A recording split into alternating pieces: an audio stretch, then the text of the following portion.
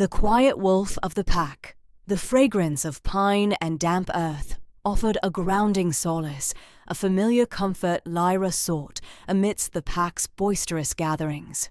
Today, the collective murmuring hummed with unusual intensity, the jostling more fervent. She melted deeper into the shadow of a venerable oak, its rough bark a cool anchor against her side. From this vantage, she observed the other wolves. Their movements flowed with an untroubled confidence, their howls echoing a shared connection she seldom experienced. They were a living mosaic of amber, silver, and sable, each coat gleaming with an unspoken pride. Lyra's own fur, a muted ash, nearly dissolved into the deepening shade she favored. Her ears, perpetually attuned, twitched, catching fragments of conversation carried on the crisp autumn air. Her gaze, a warm amber, drifted from the younger wolves' playful tussles to the elders' grave expressions, their eyes alight with anticipation for the royal conclave. She understood her place was among them, an intrinsic part of the collective, yet the gulf between herself and the others yawned wider than any chasm. A knot tightened in her gut as her focus landed on her front left paw. It was smaller, slightly misshapen, a perpetual testament to her divergence. A faint shiver ran through her when two she-wolves, tails casually flicking, cast a glance her way. "Poor thing," one, a sleek black wolf named Kale, murmured. Her voice, a low thrum, carried clearly to Lyra. "Always skulking. How will she ever find a mate, let alone contribute to the hunt with that foot?" The other wolf, a sandy-furred female with piercing eyes, offered a slow nod. "It's a pity. A flaw, really. The pack demands strength, not encumbrances." Lyra recoiled, her breath catching. The words, though not intended for her, struck her with the force of a physical blow. The familiar sting of shame bloomed in her chest. Her imperfect paw, it was always about the paw. It kept her from matching their speed, from leaping as high, from fully engaging in the communal hunts. She was slower, less agile, an inconvenient truth whispered behind cupped muzzles. She curled the offending paw inward, a futile attempt at concealment. The world saw it, registered it, gossiped about it. She felt herself diminish, shrinking to the size of a field mouse, insignificant in the vastness of the world. A soft nudge against her shoulder startled her. She looked up to find Grandma Willow beside her, her ancient eyes, the hue of moss-covered stones, brimming with unyielding tenderness. Willow's fur, a near-total white, bore witness to countless seasons, carrying the faint scent of wild mint and forgotten tales. "Hiding again, little one?" Willow's voice was a comforting rasp, like dry leaves dancing in a gentle breeze. She settled close to Lyra, her presence a warm anchor. Lyra lowered her head, avoiding her grandmother's gaze. "They talk, Grandma. They never stop talking." Willow sighed, a soft sound imbued with the weight of ages. She nudged Lyra's chin up with her nose. "And what do they say that you haven't already rehearsed in your own mind 1,000 times?" Lyra's throat tightened. "That I'm flawed, that I'm a burden, that I have nothing to offer." The words spilled out, a quiet torrent of her deepest anxieties. Tears pricked at the corners of her eyes, but she blinked them back fiercely. A wolf did not weep.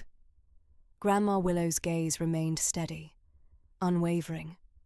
She reached out and gently nudged Lyra's imperfect paw, her touch surprisingly light. "This paw, little one," she began, her voice a low murmur. "It has carried you through countless sunrises and sunsets. It has allowed you to traverse this earth, to feel the soil beneath your pads, to stand resilient." Lyra scoffed, a tiny, disbelieving sound. "It hinders me.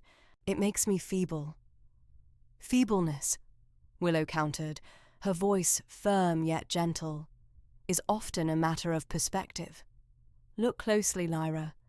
When you observe a river, do you see only the obstacles it encounters, the rocks that strive to impede its flow? Or do you see the unwavering force with which it navigates them, carving its own path, discovering new routes to its destination?" Lyra looked at her grandmother, her amber eyes wide with a mix of confusion and a flicker of nascent hope. "But I'm not a river, I'm just me, and I'm broken." Willow chuckled, a soft, dry sound. "Broken? Oh, Lyra, my dear, you are far from broken. You are simply distinct, and sometimes distinct is precisely what the world requires. The pack perceives what lies on the surface, what is easily judged. They see the poor, and they presume. But they do not perceive the resilience in your spirit, the quiet fortitude that allows you to weather their whispers. They do not perceive the acuity of your senses, sharpened by a lifetime of keen observation. They do not perceive the kindness in your heart, the empathy that allows you to feel the pulse of the forest, even when others are consumed by the hunt." Lyra felt a strange warmth unfurl within her, a fleeting spark of something she couldn't quite name. But then the familiar tide of doubt washed over her. But what good is that? What good is kindness or observation when the pack needs hunters, when they need warriors? I can be neither of those things. I can barely keep pace. Her voice was barely a breath. She desperately wanted to believe her grandmother, to find solace in her words, but the ingrained conviction of her own inadequacy was a stubborn beast. Willow's gaze held hers, deep and knowing. "The pack requires many things, Lyra, and sometimes the most crucial strengths are not the loudest or the swiftest or the most conspicuous. Sometimes the quietest wolf in the pack wields the most profound power. Do not underestimate the gifts you possess, little one. They may be different, yes, but they are no less vital, and one day you will comprehend just how vital." Lyra looked away, her eyes tracing the vibrant activity of the pack. She yearned to believe her. She truly did. But the whispers of the other wolves, the constant reminder of her physical limitation, felt like an insurmountable barrier. She was the quiet wolf, the timid wolf, the wolf with the imperfect paw. And in a pack that prioritized strength and prowess above all else, she was convinced she had nothing to contribute. A gathering of wolves. A keen wind, redolent of distant pine and moist earth, stirred through the den, carrying a shiver of anticipation. Lyra, nestled in the cool shadow near the entrance, felt its touch not just on her fur, but a deeper resonance in her bones. It was the kind of current that presages momentous occasions, a subtle discord in the forest's usual harmony. She had been absorbed in watching a beetle, its iridescent carapace shimmering as it navigated a gnarled route, finding an odd solace in its unburdened existence. Then a scent, sharp, commanding, undeniably masculine, cut through the air. Bran. Her ears twitched, catching the low murmur of voices from the central clearing. The typical boasts of hunts and territorial squabbles had ceased, replaced by a grave, hushed rumble. Lyra knew, with a dispiriting certainty, what this heralded: the royal convocation. Her stomach cinched into a tight knot. "It's upon us," a gruff voice reverberated, and Lyra recognized it as Old Man Hemlock's, usually reserved for warnings of harsh winters or rogue predators. The Alpha King summons all packs to the Great Meadow. A collective exhalation rippled through the pack. Lyra flattened her ears, her gaze fixed on the beetle, now struggling to ascend a small twig. If only I could be so small, so inconsequential, she thought, a familiar ache blossoming in her chest. The Great Meadow, a vast expanse of open terrain bordered by ancient oaks, was the convergence point for all packs every 3 cycles. It was a pageant of power, a testament to lineage, a brutal ballet of dominance and submission. For Lyra, it was an arena of judgment. She pictured the scrutinizing stares, the hushed comments, other wolves, lithe and potent, their coats gleaming, their strides confident, and then her, the small, limping wolf, her left paw a twisted testament to a past injury. She would be a blot, a visible imperfection in the pack's otherwise formidable facade. Her contribution to hunts was negligible, her speed compromised, her strength wanting. What role could she possibly play at a gathering that celebrated all the attributes she lacked? She wished the earth might simply claim her, or that a sudden, convenient malaise would confine her to the den. The thought, however self-serving, brought a fleeting flicker of relief, swiftly followed by a fresh wave of shame. A shadow fell across the den's entrance. Bran, his pelt the hue of storm clouds, stood silhouetted against the dappled sunlight. His eyes, amber pools, swept over the huddled wolves, lingering a fraction longer on Lyra. He was a formidable leader, built for command, his jaw set with an unyielding resolve. His very presence commanded deference and a healthy measure of apprehension. "Hear me, all of you!" Bran's voice boomed, cutting through the murmurs. It wasn't a request, but a decree. The royal convocation is a sacred duty. Every wolf of age will attend. We will showcase our might, our cohesion, our unwavering fealty to the Alpha King. His gaze sharpened, sweeping across the younger wolves, pausing on those he considered less robust. No exceptions. Every wolf embodies this pack. Every wolf will stand tall. Lyra felt her breath hitch. Every wolf. The words hung heavy, a crushing weight. She understood his meaning. He meant the robust, the fleet, the capable. He meant the wolves who could uphold the pack's honor, not diminish it. Her heart hammered against her ribs, a frantic bird trapped in a snare.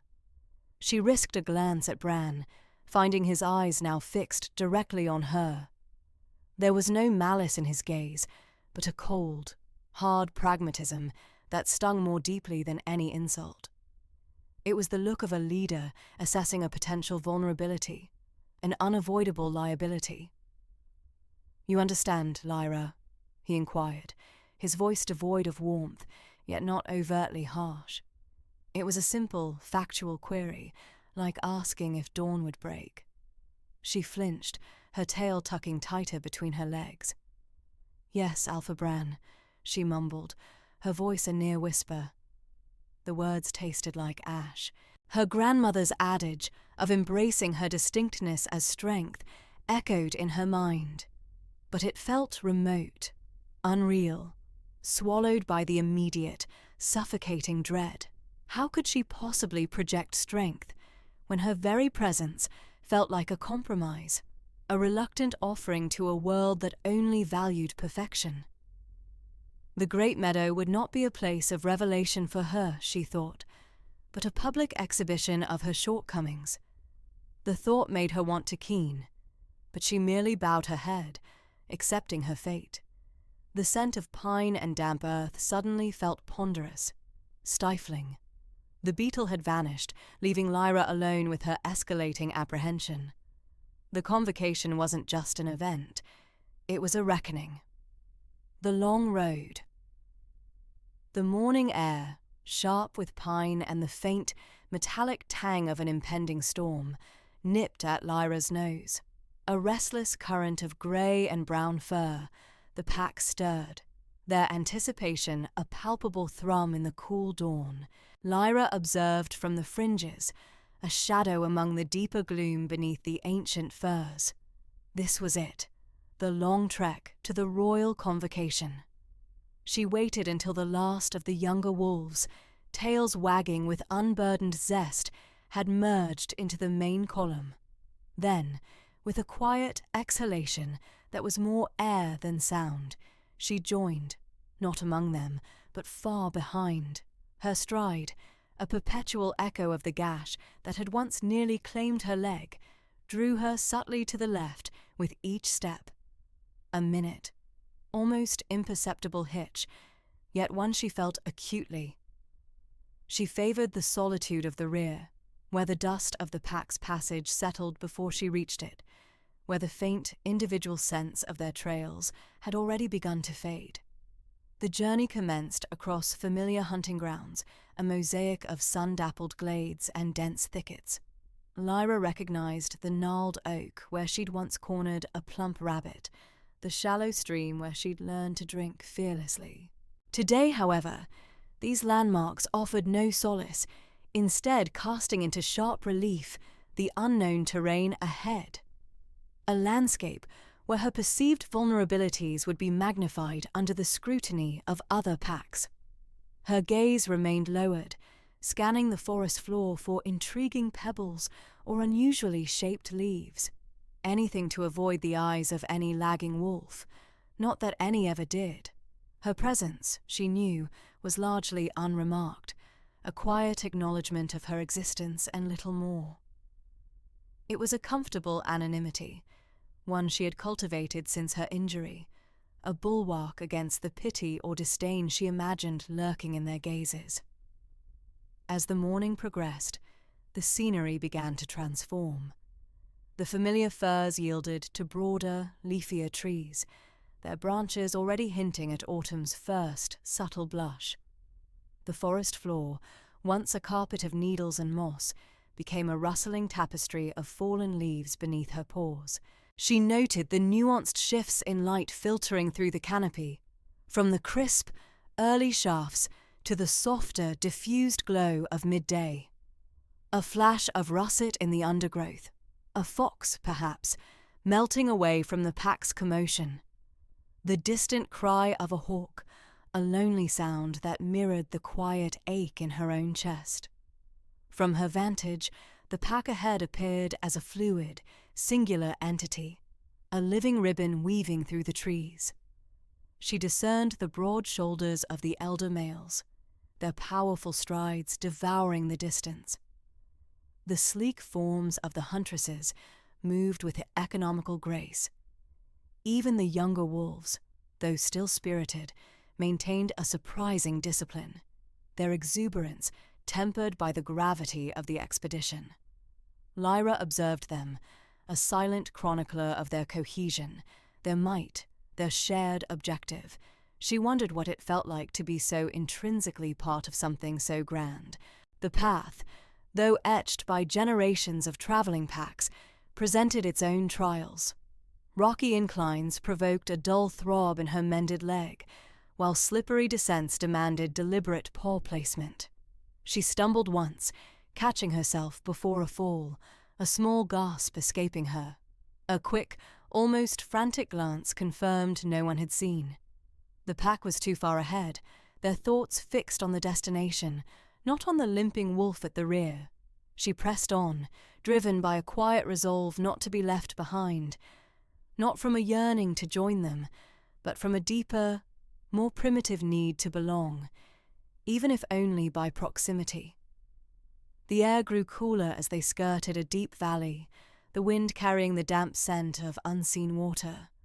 She lifted her head, drawing a deep breath, and for a fleeting moment, the weight of her perceived inadequacy lifted, replaced by the simple, undeniable truth of her own existence. She was here. She was moving. And for now, that sufficed.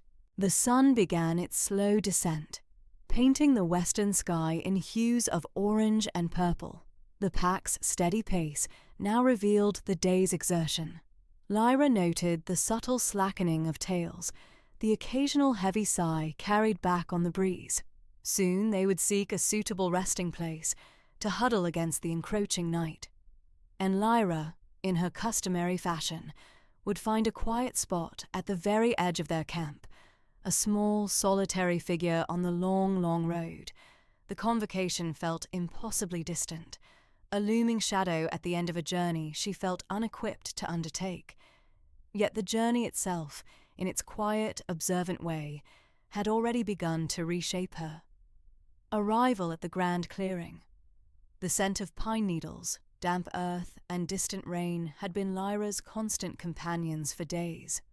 Now, a new aroma began to filter through the familiar forest scents, a complex tapestry of unfamiliar wolf musk, an overlay of anxiety, and the sharp tang of anticipation.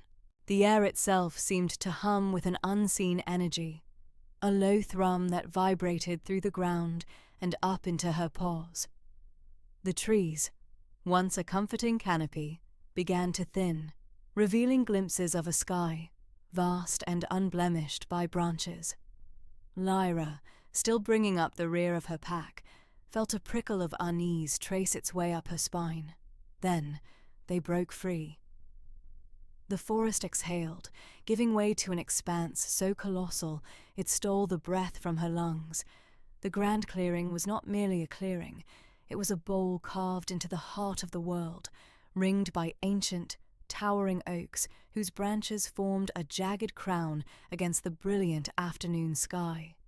And within this colossal amphitheatre, a sea of fur, eyes and bared teeth pulsed with 1,000 different lives. Lyra faltered, her good leg momentarily buckling, sending a jolt of pain through her still-healing limb. Her pack, oblivious to her internal tremor, flowed forward like a river seeking its delta, merging with the currents of other arriving packs. The sheer scale of the gathering was an assault on her senses.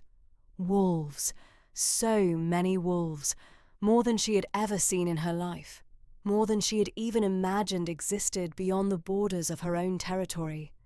They were everywhere, tawny, grey, black, white, mottled, a kaleidoscope of coats, each a testament to the diverse lineages of the northern clans. Pups tumbled in playful skirmishes, their high-pitched yaps cutting through the deeper growls and barks of their elders. Adolescent wolves, lean and restless, sparred with mock ferocity, their teeth flashing in the sunlight.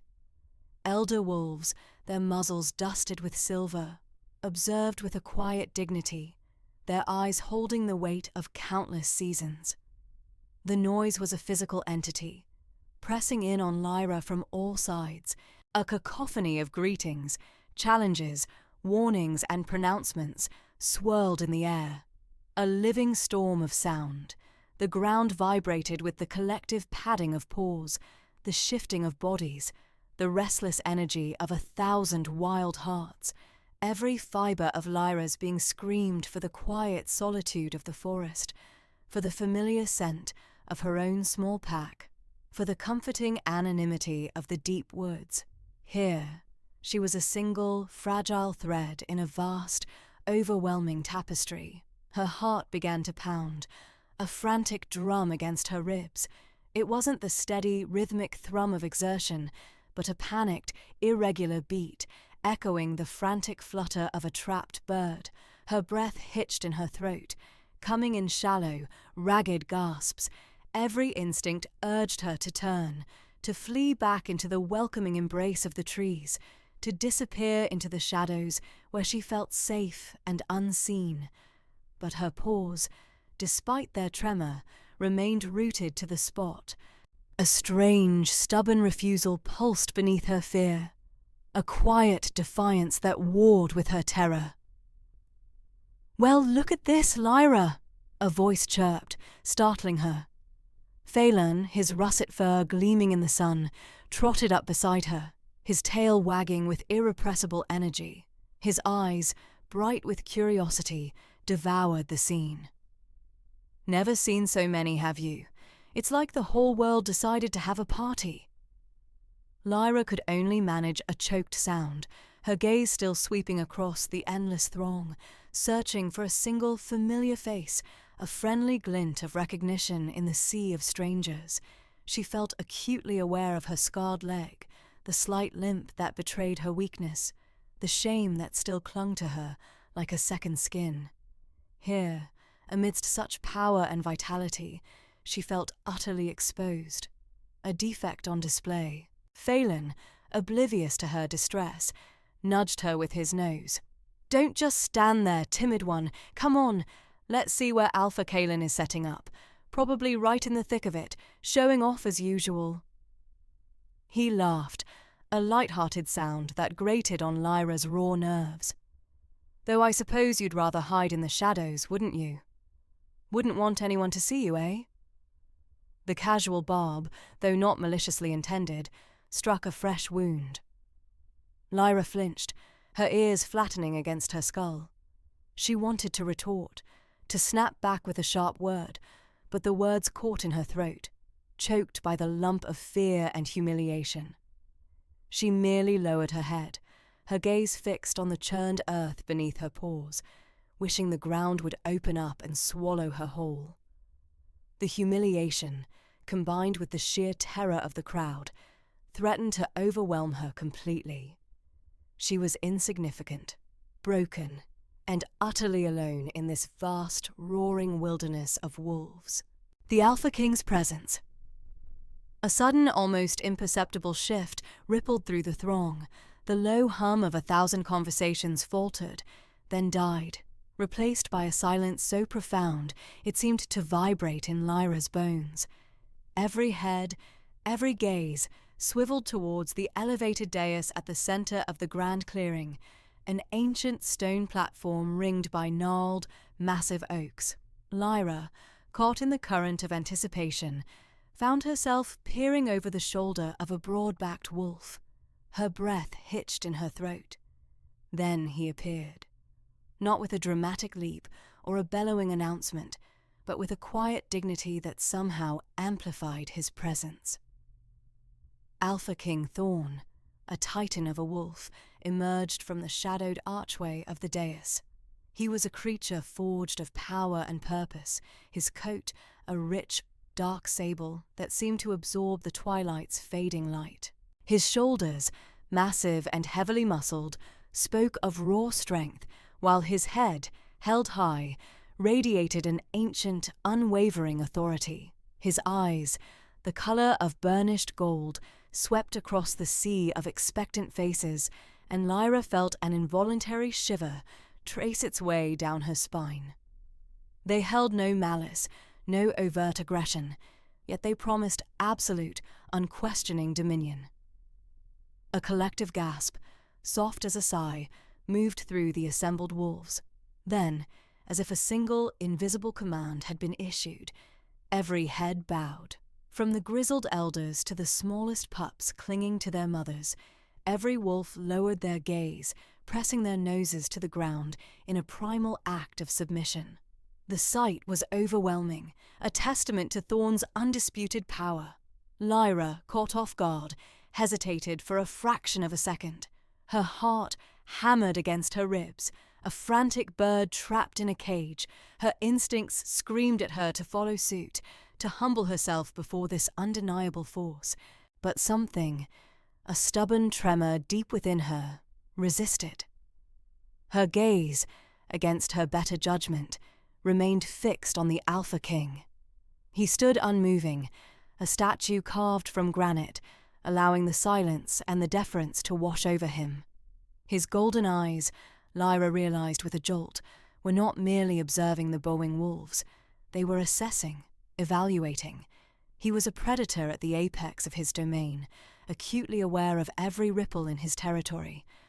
She felt a prickle of fear, hot and sharp, that he might single her out, that her defiance, however brief, would be noted. The injured leg, still throbbing faintly, felt suddenly like a glaring beacon, drawing unwanted attention.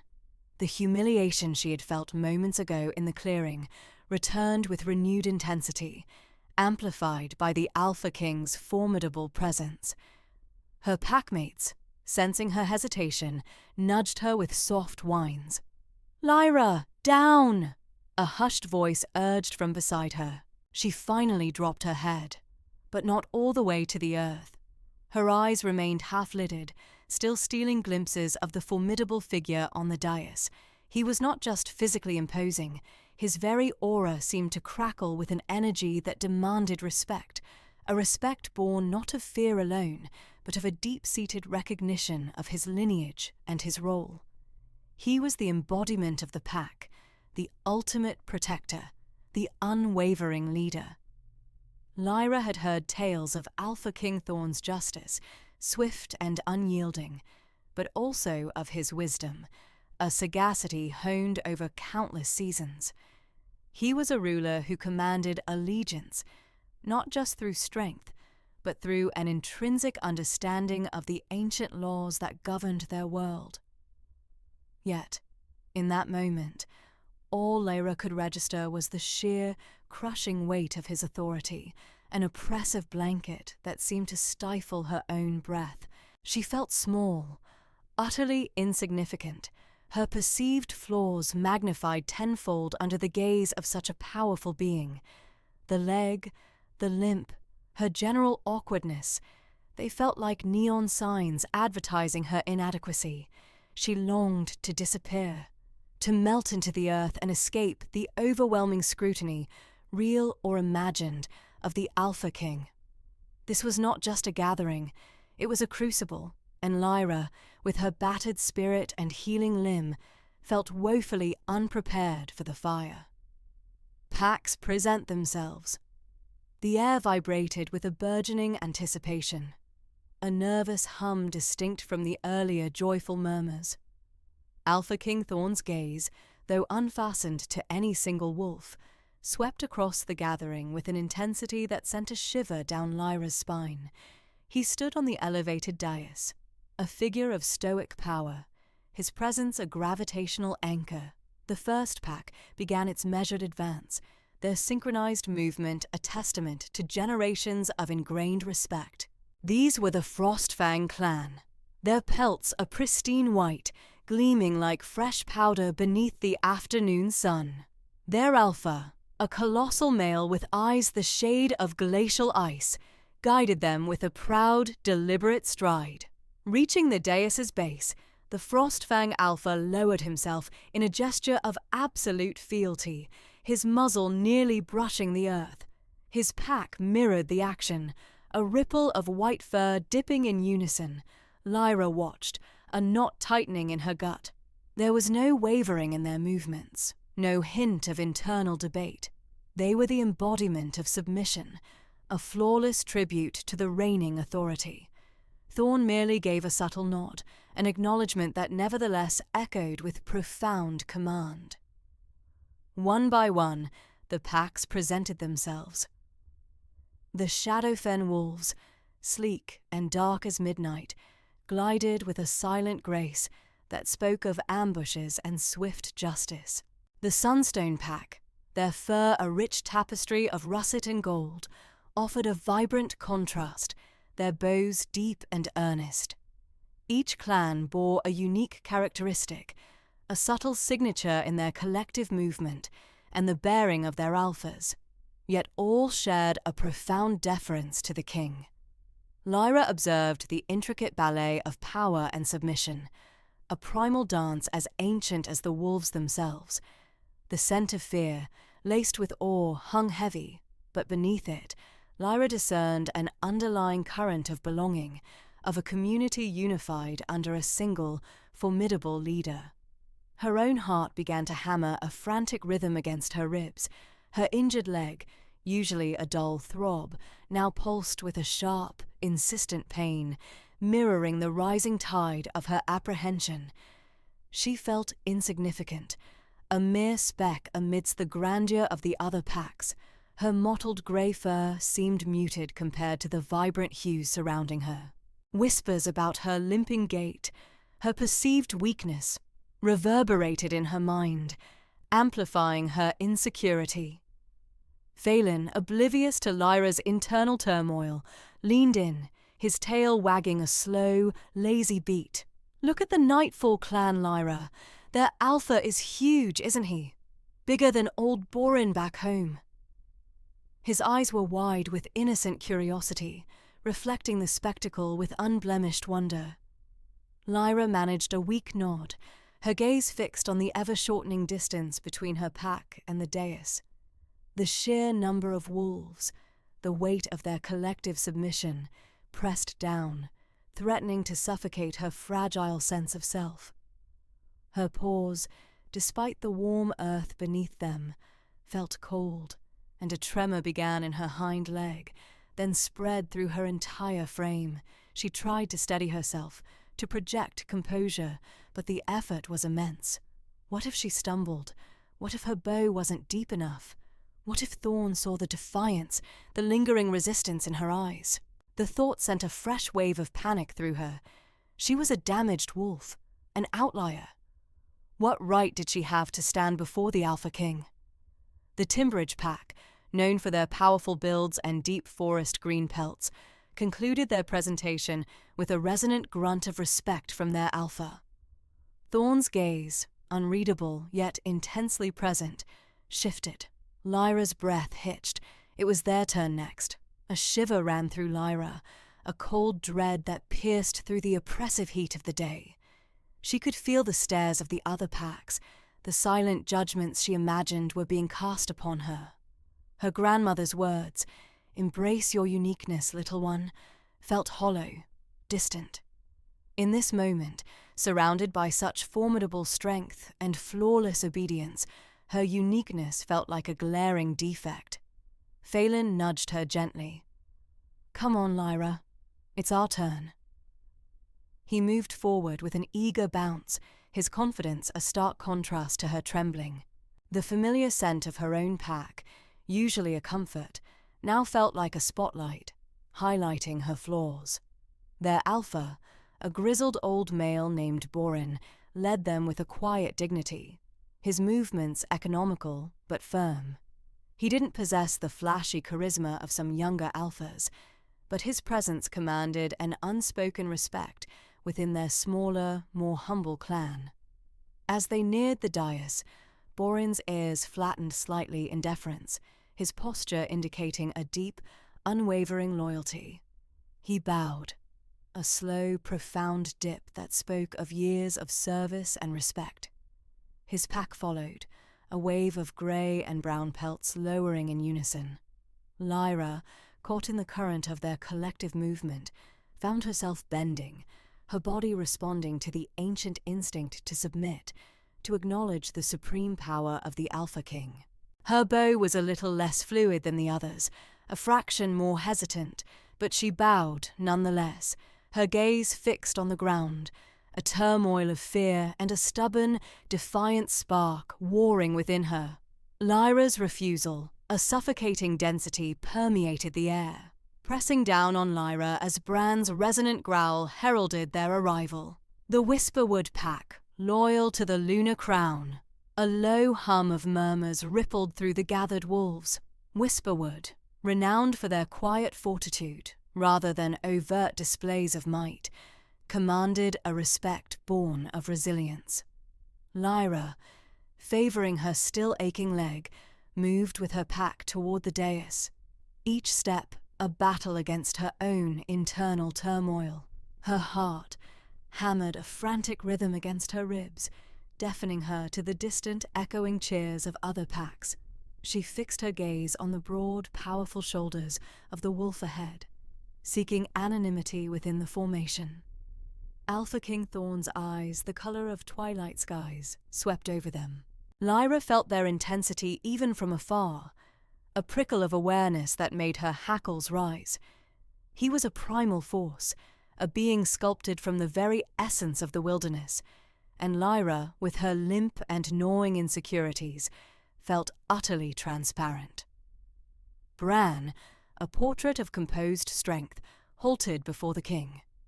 His posture was impeccable, his fur gleaming in the afternoon sun. Without hesitation, he executed a deep, respectful bow, a silent testament to his fealty. The other Whisperwood wolves followed suit, a wave of dark grey and earthy brown fur dipping in unison. Their movements were fluid, ingrained, a legacy of tradition and unwavering loyalty. The silence that followed their collective genuflection was profound, broken only by the gentle rustling of leaves. Lyra watched, a knot tightening in her stomach. This was it. Her turn. Her moment to blend in, to prove her worth, to vanish into the collective reverence. She tried to mimic Bran, to bend her front legs, to lower her head in the expected gesture of submission. Her shoulder muscles tensed, her spine curved slightly, but then she stopped. An invisible, unyielding current surged through her, originating deep within her core. It wasn't conscious defiance, but something primal, a deep-seated resistance that locked her joints, stiffened her neck. Her body, usually so pliable, seemed to possess a will of its own. She struggled, her internal world a tempest of fear and bewilderment. "Bow, Lyra, bow!" her mind screamed, a desperate plea. "Don't embarrass Bran. Don't shame the Whisperwood. Don't expose your weakness." But her body remained rigid. Her head, instead of dipping in deference, stayed stubbornly upright. Her eyes, wide with terror and an inexplicable burgeoning defiance, lifted. Slowly, inexorably, they found Alpha King Thorns. His gaze, which had been impassive, a careful mask of regal authority, sharpened. A flicker, almost imperceptible, passed through those dark eyes. Recognition? Surprise? Lyra couldn't tell, but the intensity of his stare pinned her. She was caught, suspended in a moment that stretched into an eternity. An unbowed wolf facing the most powerful being in their world. Panic flared, cold and sharp. Her injured leg throbbed, a dull ache mirroring the frantic beat of her heart. She could feel the stares of her pack members, the sudden, hushed awareness from the surrounding wolves. The air crackled with palpable tension. Lyra felt like a solitary, fragile sapling refusing to bend in a gale, utterly exposed and vulnerable. This was not weakness, not the kind she had always feared. This was something else entirely, something raw and untamed, welling up from a place she hadn't known existed within her. It was terrifying, exhilarating, and utterly bewildering. She wanted to shrink, to disappear, but the strange power held her fast, her gaze locked with the king's, an unspoken challenge echoing in the sudden, profound silence. The Alpha King's growl. A sudden, thick silence descended upon the clearing, pressing in on Lyra with the weight of every expectant gaze. It wasn't just the Whisperwood pack now. The hushed anticipation rippled through the assembled wolves from other territories, a collective gasp swallowed by the vastness of the forest. The air, already crisp with the scent of pine and impending chill, grew taut, vibrating with an unspoken question. Lyra could feel the prickle of 100 eyes on her, a physical manifestation of judgment and confusion. Her heart hammered against her ribs, a frantic drumbeat in the sudden quiet. Alpha King Thorn, a statuesque figure of power and authority, tilted his head almost imperceptibly. His earlier amusement, a fleeting shadow, had vanished entirely. His gaze, once merely observant, had sharpened, becoming an almost tangible force that bore down on her. It felt like being pinned beneath the weight of a granite slab. The regal bearing that had defined him moments before now seemed to harden, his powerful shoulders squaring, his jaw tightening. He didn't need to move much. The shift in his aura was enough to send a shiver down Lyra's spine.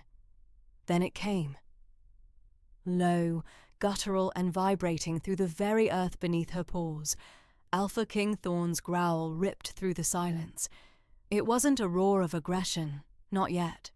It was a warning, a rumble of thunder before the storm, laced with an ancient, primal authority that demanded immediate, absolute submission.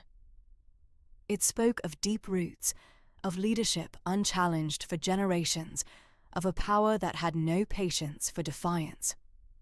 The sound scraped against Lyra's very bones, a direct assault on her wolf's instinct to cower and obey.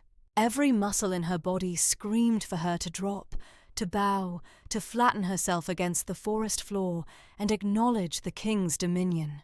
Her injured leg, a dull throb a moment ago, flared with a searing pain, as if mirroring the internal battle raging within her. She imagined the relief, the sweet surrender of conformity, of blending back into the anonymous crowd, of becoming just another bowing wolf. It was what she craved, what she had always yearned for, to be invisible, unremarkable. But something held her fast. It wasn't courage, not in the traditional sense. It was a stubborn, bone-deep refusal that felt entirely alien to her own timid nature. Her neck, usually so pliable, felt rigid, unyielding. Her eyes, wide with a fear so profound it bordered on awe, remained locked with thorns. She could see the flicker of surprise in his golden eyes, quickly replaced by something colder, more dangerous. He had expected her to break, to crumble, and she hadn't. Not yet. A wave of heat washed over her, a strange mix of humiliation and a nascent, terrifying pride. This was it. This was the moment she would be cast out, shamed, perhaps even banished. All because her body, her treacherous, defiant body, refused to bend. The thought should have terrified her into submission, should have shattered whatever fragile resolve she possessed. Instead, an odd resilience began to bloom in the pit of her stomach. A small, flickering ember in the vast darkness of her fear. She could hear the frantic whimperings from her own pack, the subtle shifts and uneasy rustles of the other wolves. Her pack leader, the usually stoic elder Lyra, was practically vibrating with distress. Her head bowed so low her muzzle almost touched the ground. The shame she was bringing upon Whisperwood was palpable, a heavy cloak woven from her own inability to conform. Yet, she stood. The air grew heavier, thicker, charged with the unspoken tension between them. Thorn's growl had faded, but its echo lingered, a promise of swift retribution. His gaze remained unwavering, a test of wills. Lyra felt a strange sensation, as if her very being was being stretched, pulled between the primal instinct to submit and this burgeoning, inexplicable urge to stand her ground. It wasn't a conscious decision, not really. It was a current, a powerful undertow she was caught in, pulling her away from the familiar shores of timidity and into unknown, dangerous waters. The fear was still there, a constant companion, but it was no longer the only voice. Another, fainter voice was beginning to emerge, a whisper of something wild and untamed, daring her to remain unbowed. A spark of defiance. The Alpha King's growl, a deep, resonant sound that vibrated through the very stones of the gathering place, should have been the final word. It was a sound designed to instill immediate, unquestioning submission, to quell any lingering spark of dissent before it could truly ignite. For a fleeting, agonizing second, Lyra felt the primal urge to cower, to drop her head, to press her body low to the earth as every instinct screamed at her to yield.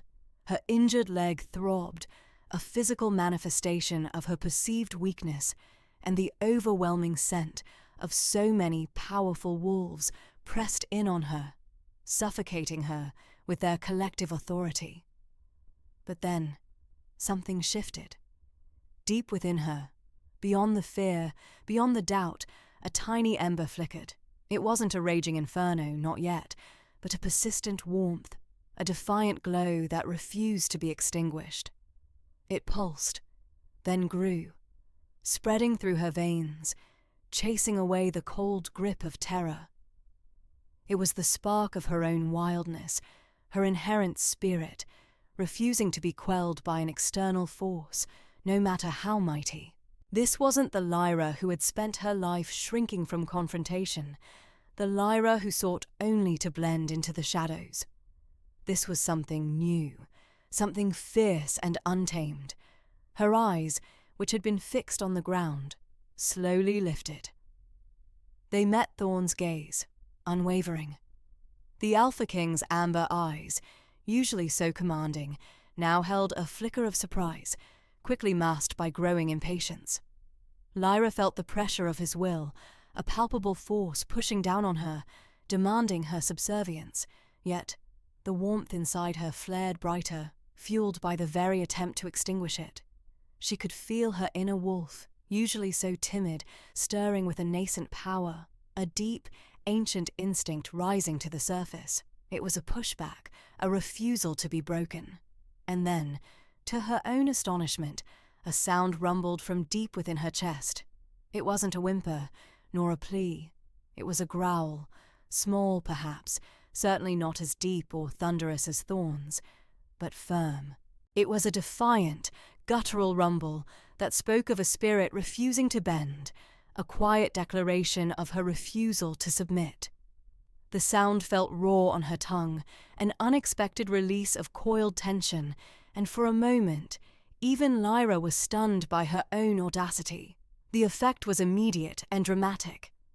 A collective gasp rippled through the assembled wolves. Heads snapped up, eyes wide with incredulity.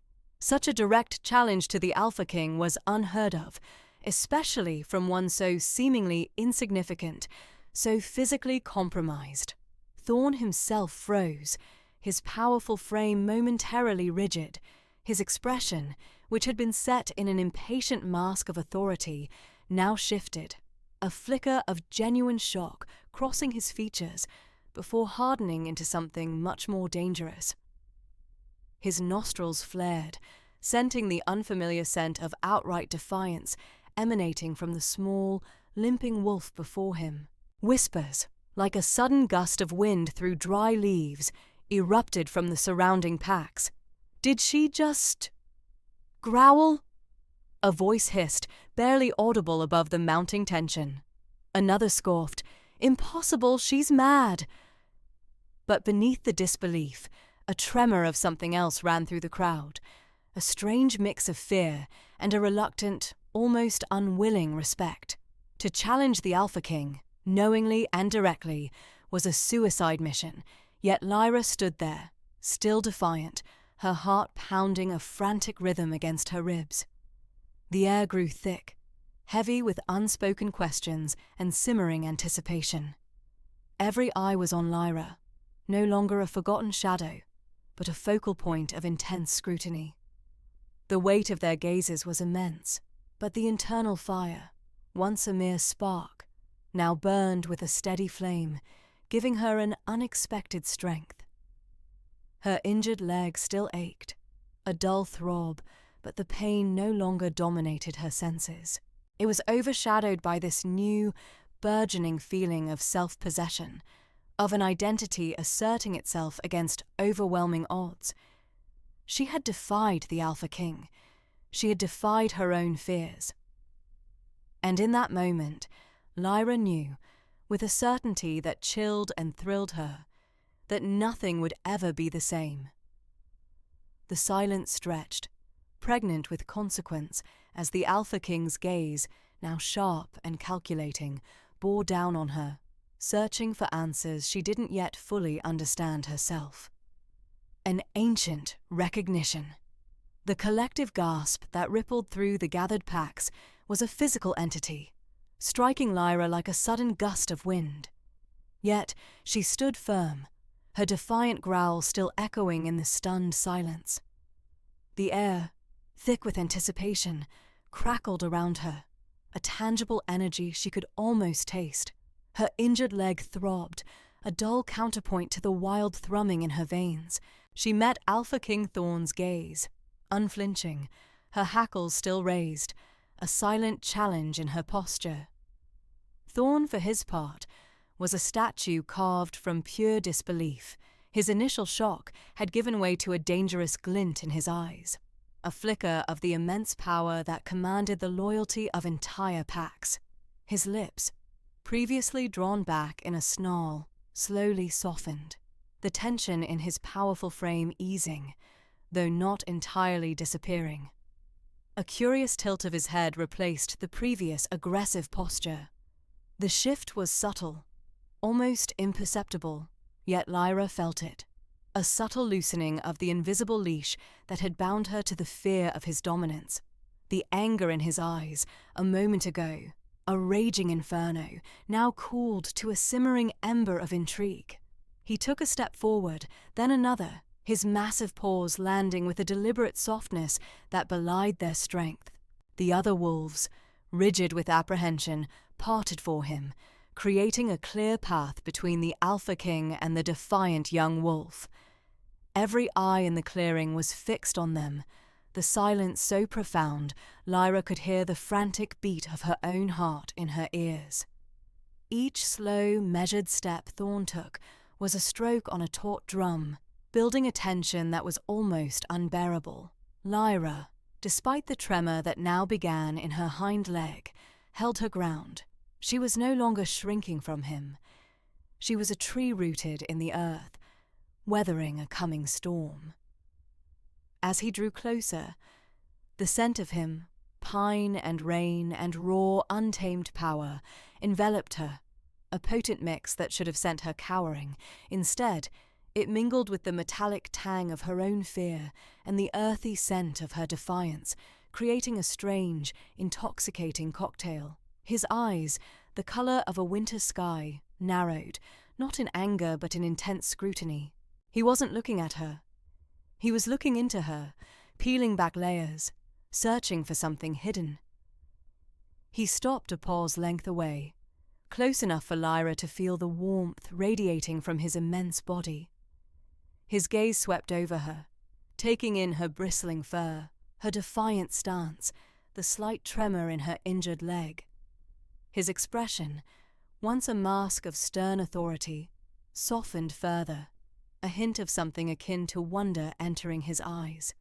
He lowered his head slowly, not in submission, but in an ancient gesture of profound acknowledgement.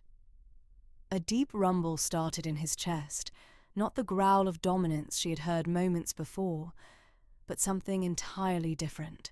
It was a sound that resonated deep within Lyra's own bones, a vibration that felt as old as the mountains themselves. It was a soft, guttural hum, a murmur of recognition that spoke of ancient forests and starlit nights, of lineage and memory. It wasn't a threat. It was a greeting. The sound vibrated through the clearing, a low thrum that seemed to momentarily suspend time. It was a sound that carried the weight of generations, a recognition of something primal and powerful. It was a sound that should have been terrifying, coming from the Alpha King.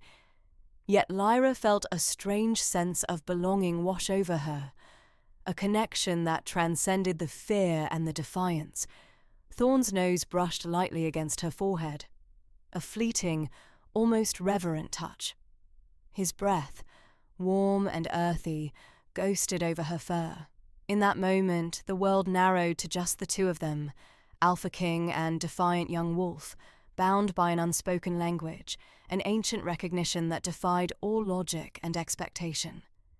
The fear Lyra had carried for so long, the shame of her perceived weakness, began to dissipate, replaced by a nascent understanding that perhaps, just perhaps, her wild spirit was not a flaw to be hidden, but a strength to be embraced. The confrontation had not ended in subjugation, but in something far more profound. The mark of the first wolf. The deep, resonant hum vibrated through Lyra's skull, a sound that seemed to originate not just from Thorn's throat, but from the very core of the earth beneath them. When his forehead touched hers, a jolt, sharp and electric, surged through her. It wasn't pain, but a sudden, overwhelming rush, as if a dam within her mind had shattered, unleashing a torrent of fragmented images and sensations. She saw fleeting glimpses of ancient forests under moons brighter than any she'd ever witnessed, felt the primal thrill of a hunt, heard the mournful cry of a wolf that echoed across millennia. It was a memory, profound and ancient, yet not her own, stirring within her like a long dormant beast rousing from slumber. Her injured paw, still throbbing, pulsed with an unfamiliar warmth. A soft, ethereal glow, faint as mist under moonlight, began to emanate from it, tracing the scarred lines of her defect. The intricate markings on her fur, usually hidden beneath the coarse grey, seemed to deepen in colour, becoming almost luminescent against the muted light of the convocation grounds. The assembled wolves, previously a murmuring crowd, fell into a hush so absolute that the rustle of leaves in the distant trees sounded like a roar. Their collective gaze, once filled with judgment, now held a bewildered awe, fixed not on Thorn, but on Lyra. Thorn pulled back, his eyes, molten gold in the dimming light, fixed on her paw, his breath hitched, a faint gasp escaping his lips. "By the ancestors," he whispered, his voice rough with a reverence that Lyra had never heard from him. He then straightened, his powerful frame now radiating not just authority, but an almost spiritual gravity. He turned his gaze, sweeping over the hushed convocation. His voice, when he spoke again, boomed, carrying across the silent plaza, each word imbued with ancient power. "Behold!" he commanded, his clawed finger pointing directly at Lyra's glowing paw.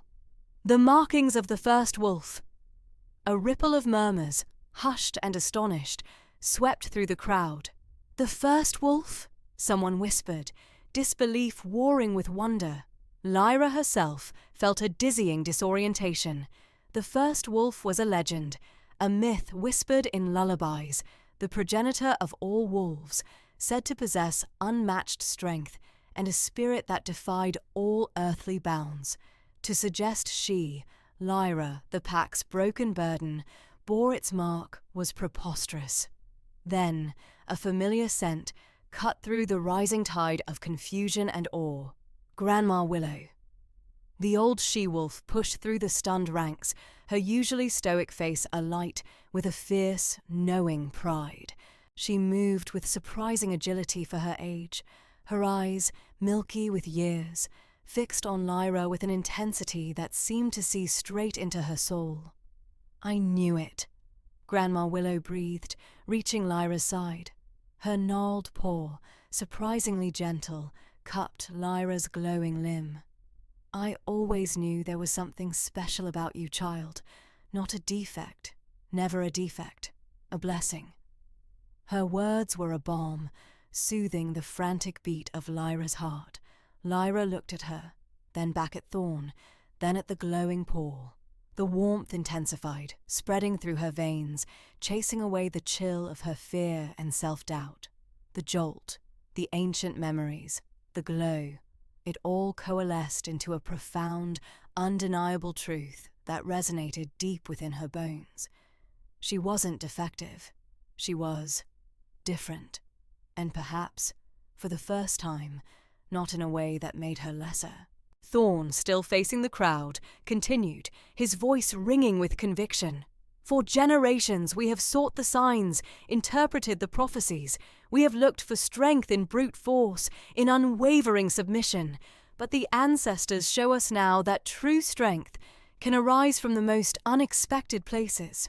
From defiance, from a spirit that refuses to be broken, even when wounded." His gaze returned to Lyra, softer now, yet still intense.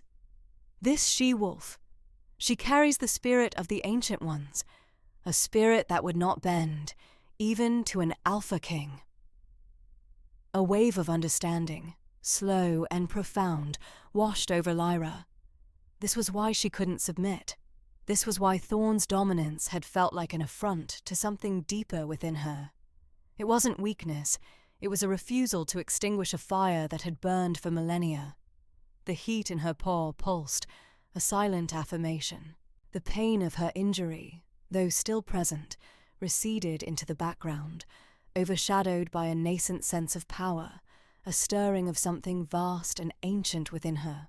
The world, which had always seemed to shrink around her, suddenly felt boundless. The spirit revealed.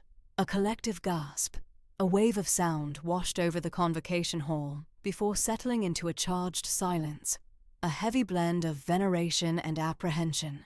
Lyra, tethered by Thorn's steadfast touch, felt the latent energy beneath her fur surge. The golden light from her paw pulsed, mirroring a burgeoning rhythm in her chest, a deep, resonant thrum that quieted the frantic echoes of her former self. She was no longer merely Lyra, the broken burden, but something profoundly more. Thorn's gaze, once sharp with challenge, now held a startling depth of reverence. He turned to face the assembly, his voice, usually a commanding roar, softening into a measured cadence, a tone that compelled comprehension rather than mere obedience. Her spirit, he began, his hand still resting gently on Lyra's paw, the radiant markings casting intricate shadows across his fur, cannot be subjugated. It was never meant to be. This, he indicated the luminous patterns, is the emblem of a spirit that predates our understanding of hierarchy, a spirit that demands veneration, not domination. A ripple of murmurs spread through the crowd, a mix of bewilderment and burgeoning insight. Lyra observed them, no longer flinching from their scrutiny, but watching as if from a vast distance. Their reactions, once so instrumental in shaping her self-worth, now seemed remote, almost inconsequential. A quiet, unfamiliar yet ancient strength unfurled within her. Thorn continued, his voice gaining solemn power. For generations we have spoken of the first wolf, a being of pure essence, untamed and unbound. We believed this was merely myth, a cautionary tale against absolute power, but the markings on Lyra's paw narrate a different story. They are not a defect, as some have mistakenly perceived. His eyes swept across the gathering, pausing briefly on the pack leaders who had dismissed her, their faces now a tableau of shock and burgeoning fear. They are the blueprint of an ancient power, a direct conduit to the very genesis of our kind. Lyra felt the weight of his pronouncement settle upon her, not as a burden, but as a mantle. The throbbing pain in her paw had receded, replaced by a vibrant warmth. The perceived defect, the twisted tendon, the slightly misaligned bone that had made her gait awkward, had been a wellspring of endless shame. Now, gazing at the shimmering patterns that overlaid the very site of her perceived weakness, she understood. It wasn't a flaw, it was a conduit. The ancient energy that had lain dormant within her, misconstrued as frailty, was now awakening. Her inability to submit to my will was neither a failing on her part nor a weakness, Thorn clarified, his gaze returning to Lyra, an unspoken acknowledgement passing between them. It was the instinct of a spirit that recognizes no master, only an equal, a spirit that embodies the very essence of the wild, untamed and whole. Lyra felt a profound internal shift. The deep-seated shame, a constant companion since puppyhood, began to dissolve, replaced by a burgeoning sense of self-acceptance, even pride. The memories of countless rejections, the stinging words, the dismissive looks, they no longer held their sting. They were merely echoes of a past that no longer defined her. She wasn't defective, she was distinct. She wasn't weak, she was powerful. Her gaze, once downcast, lifted to meet Thorn's. There was no longer fear in her eyes, only a nascent understanding, a quiet strength mirroring his own. The Alpha King, once an imposing, terrifying figure, now seemed kindred. His recognition wasn't about dominance, but a deeper, primal understanding. The air in the hall crackled with unspoken questions, with awe, and a simmering undercurrent of unease. Lyra could feel the weight of their scrutiny, but it no longer felt like judgment. It felt like attention. And for the first time in her life, she didn't want to hide from it. A faint, almost imperceptible smile touched her lips. The world had shifted on its axis, and she, Lyra, the ostracized, the overlooked, was at its new center.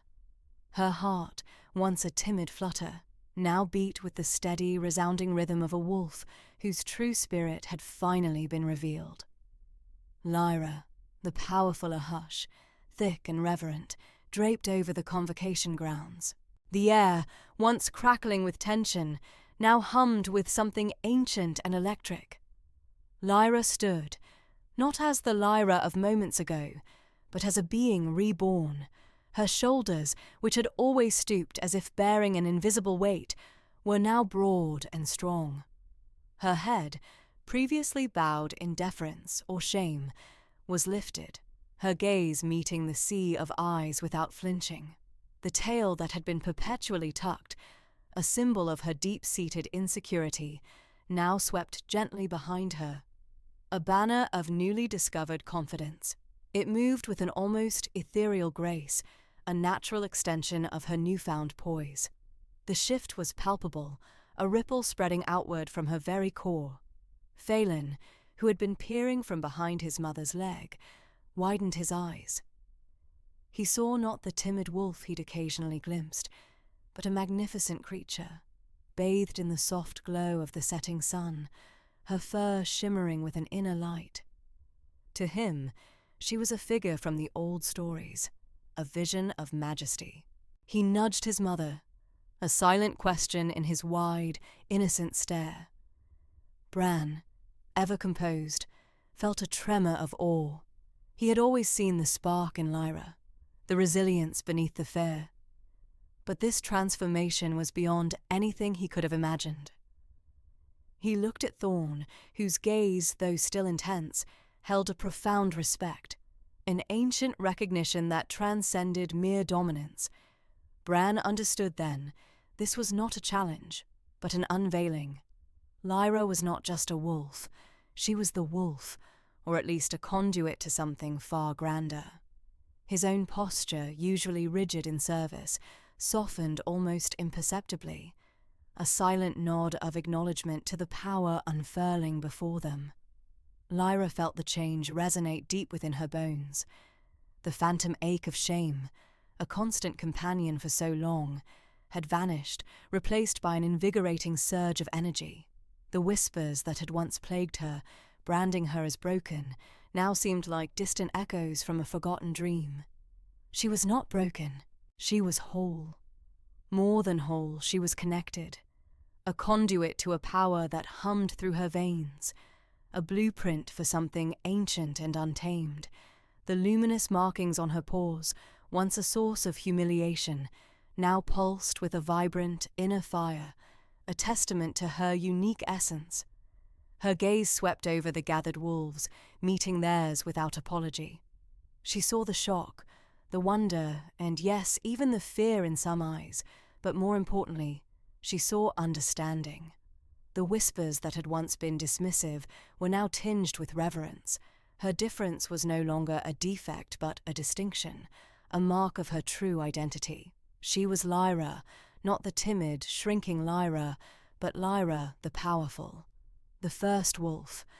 The words once spoken by Thorn as a revelation, now settled within her as undeniable truth. A soft whimper escaped the crowd, and Lyra's eyes landed on Grandma Willow. The old she-wolf's face, usually etched with worry, was now alight with a knowing pride. Tears streamed down her wrinkled muzzle, not of sorrow, but of profound joy and vindication. She pushed through the throng, her gait slow but determined, until she stood before Lyra. "My star," Grandma Willow whispered, her voice thick with emotion. "I knew it. I always knew there was something special about you, my dear. Something ancient. You were never meant to be like the others." She reached out a trembling paw, not to comfort Lyra, but to touch the luminous markings, as if communing with the power emanating from them. The stories. They spoke of a wolf whose spirit glowed, a wolf who carried the very essence of creation within her. "You are that wolf, Lyra. You have always been." Grandma Willow's words, a soft balm to Lyra's spirit, dissolved the last vestiges of doubt. The validation, coming from the one wolf who had always seen past her perceived flaws, cemented Lyra's transformation. She wasn't just accepting her power, she was embracing it, letting it flow through her, an untamed river finding its true course, the weight of expectation, the burden of proving herself, had lifted, replaced by a profound sense of belonging, not to the pack in the traditional sense, but to something far older, far grander. She belonged to herself, to the ancient spirit that now pulsed within her. Thorn, who had been observing the exchange with an almost detached intensity, stepped forward. His expression was unreadable, a complex tapestry of respect, awe, and something akin to awe. He met Lyra's gaze, not with the challenging dominance of before, but with a deep, silent understanding. He performed a gesture Lyra had only ever seen in ancient scrolls, a slight bow of his head, a lowering of his eyes, a subtle turn of his body that exposed his flank. It was a gesture of profound respect, of acknowledging a power that transcended his own authority, a deference to something primal and fundamental. It wasn't submission, not in the way Lyra had once feared. It was recognition. It was honor. It was the Alpha King acknowledging the first wolf. Lyra felt a surge of energy, not aggressive but potent. She understood now. Her wolf, the wild, untamable spirit within her, had not refused Thorn out of defiance, but out of an inherent understanding of its own truth. It could not submit to a dominance that was lesser than its own ancient power. It had simply been, and in being, it had transformed her, from the timid, ostracized Lyra to Lyra, the powerful. The convocation, which had begun as a terrifying ordeal, had become the crucible of her awakening. Her journey had not been about finding a place to belong, but about discovering the power to forge her own.